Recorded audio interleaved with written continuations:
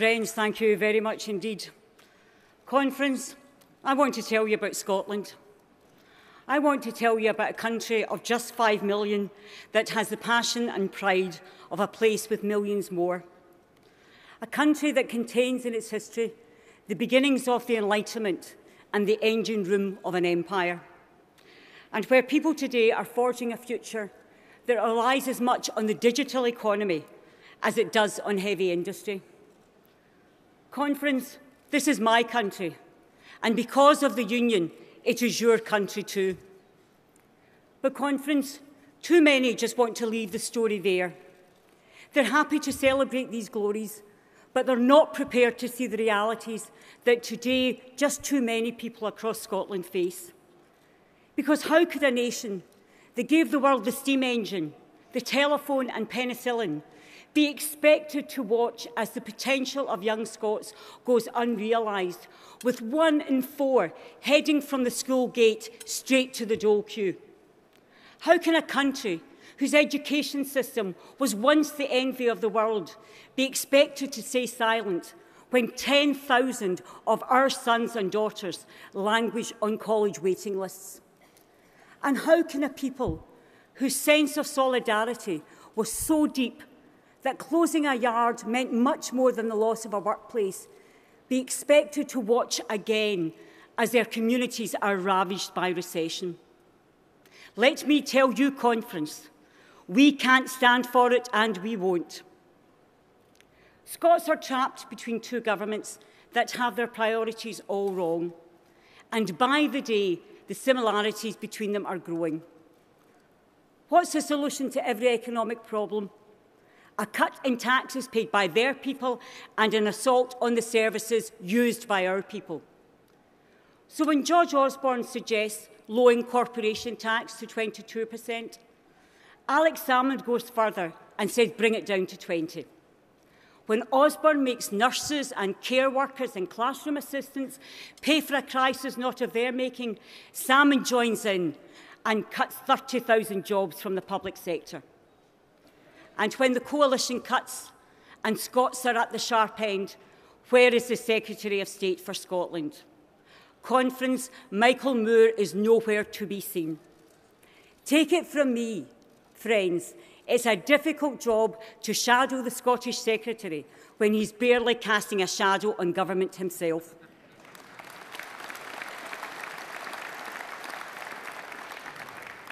But I'll tell you the one place you can find Michael Moore. Day after day, night after night, he's in there voting with the Tories, in the lobbies with the Tories every night, regardless of the consequences. A double-dip recession, tax credits cut, long-term unemployment at a 16-year high, parents relying on food banks to feed their families, taking from pensioners to give to millionaires, all his government's choices, all his shared responsibility, and we're not having any more of it.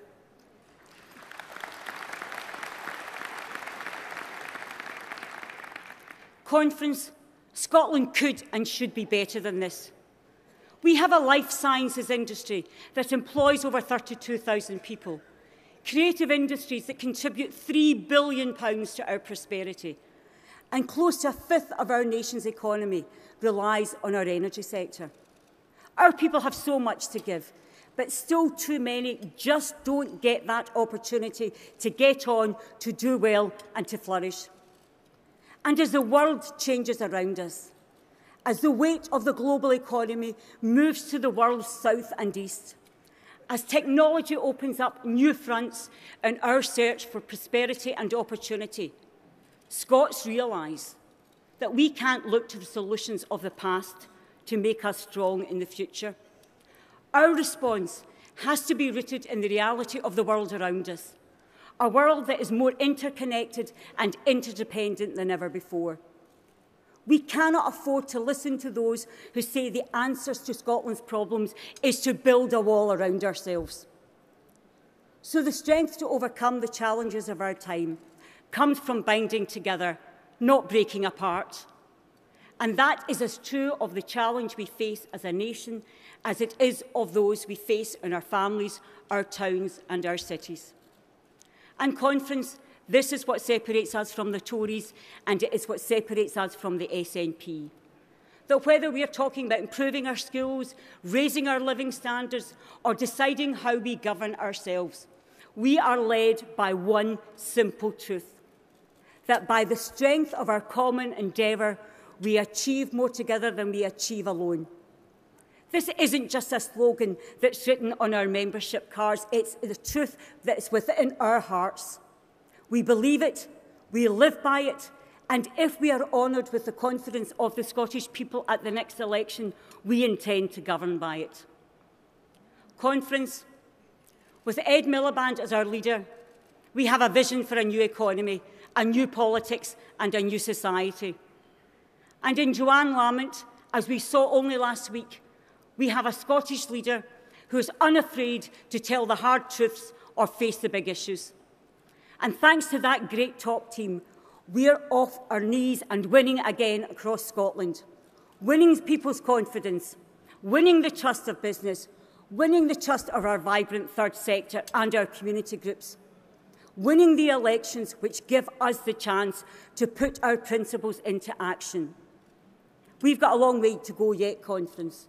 But if you want to know why all the campaigning, all the hard work, all the long nights, all the tough fights are worth it, just remember how you felt when you heard those magic words. Glasgow, Labour hold.